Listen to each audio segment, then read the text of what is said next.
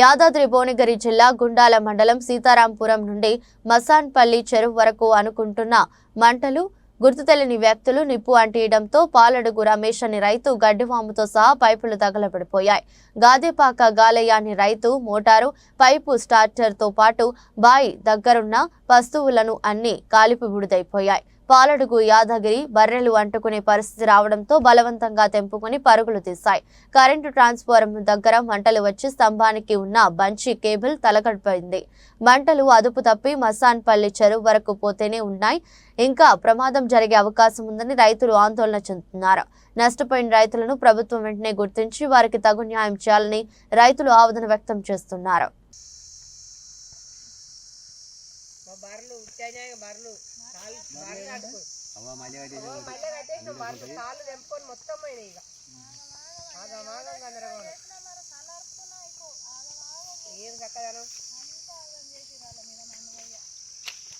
ఇప్పుడు మాసాన్ని పెళ్ళి అక్కడ పోతే దొరికినాయి. ఇప్పుడు బర్రెలు ఉరికినా మొగలేను కోలు పోయి అంతే ఇట్లా హాడిపోయినాం.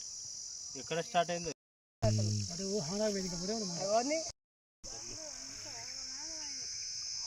తాళ్ళే కాలిపోయినాయి. అయ్యా గడపరలు కాలేవా? బర్రె ఉడుకుతుంది. బర్రె మరి తెగడం నయం కానీ దొరికి ఎక్కడ పోకూడదు అసలు. మొన్ననే ఆగమాగమైనాం. మొన్న దాకా తిరిగినాం, 4 రోజులు తిరిగినాం.